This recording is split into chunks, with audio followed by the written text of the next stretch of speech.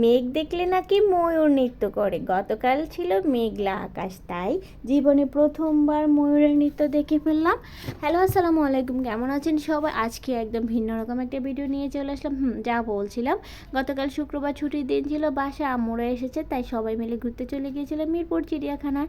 চিড়িয়াখানা যদিও দেখা তেমন কিছু নেই, তবে বাচ্চাদের জন্য ঘোরাঘুরির জন্য, হাঁটাহাঁটির জন্য কিন্তু আমার কাছে চিড়িয়াখানাটাই বেস্ট লাগে। আর আমার কাছে কৃত্রিম সৌন্দর্যের চেয়ে প্রাকৃতিক যে কোনো কিছু অনেক বেশি ভালো লাগে। যাই হোক, অবশেষে চলে আসলাম আমরা চিড়িয়াখানায়।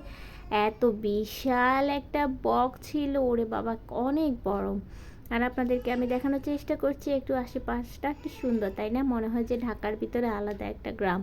আর এই যে দেখুন, এটা হচ্ছে পুরুষ বক, ওইটা হচ্ছে মহিলা বক। এত লম্বা একটা কি গলার নিচে আছে এটার। আর ওখানে ও খাবার খাচ্ছে, ওদের জন্য মাছ রাখা ছিল। আর এই যে সবচেয়ে সুন্দর প্রাণী হরিণ, কি সুন্দর ডোরাকাটা হরিণগুলো দেখে এত কিউট লাগছিল। আর দেখুন ওদের চারণ ক্ষেত্রটা অনেক বিশাল।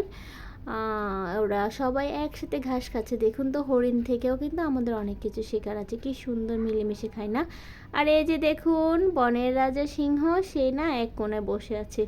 আমাদের সমাজে মানুষের অবস্থাও কিন্তু এমন, নিজেকে রাজা ভেবে ওই যে একলাই, একটা বয়স পর এরকম একলা থাকে, যেমন সিংহ, তাই না? এই যে একা একা বসে আছে, তার কোনো সঙ্গী সাথী কেউই নেই। আবার একটু হরিণের ওখানে চলে গেলাম। আসলে হরিণ কিন্তু 3-4 জায়গায় আছে মনে হয়। অনেক সুন্দর হরিণগুলো, অনেক অনেক বেশি সুন্দর। আমার তো অনেক ভালো লাগে হরিণ দেখতে।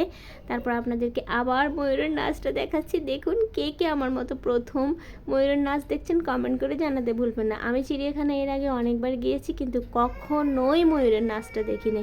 এই প্রথমবার ময়ূরের নাচটা দেখলাম, এত ভালো লেগেছে। আর ময়ূর এত সুন্দর, মাশাআল্লাহ, সুবহানাল্লাহ, আল্লাহ সৃষ্টি কত। দেখেন তো, একটা পাখি, তার মানে কি বলবো, এতগুলো ফ্যাকম কি সুন্দর করে নাচতেছে, তাই না? কি ভালো লাগতেছে দেখে। সামনাসামনি তো অনেক সুন্দর লেগেছিল আমাদের। তারপর চলে আসলাম সবচেয়ে বড় প্রাণী জিরাফ দেখতে। জিরাফ এত বড়, দেখেন একদম গাছটা ছুঁই ছুঁই। জিরাফ কিন্তু দেখতে অনেক সুন্দর, আমার কিন্তু অনেক ভালো লেগেছে। আর এটা না কেশর পাখি, এটার নাম। এটা কেশর পাখির নাম হওয়ার একমাত্র কারণ হচ্ছে কিশুয়ারি, কিশুয়ারি। এটা চুলে যে কিশুয়ারি, এটা এত সুন্দর, এর কেশগুলা অনেক সুন্দর, এই আর কি। তো খুব ভালো লাগলো। তারপর এগুলো কি, এগুলো হচ্ছে যে কি চিল, বিভিন্ন রকম চিল ছিল। ওগুলো দেখলাম আমরা, সবই দেখেছি।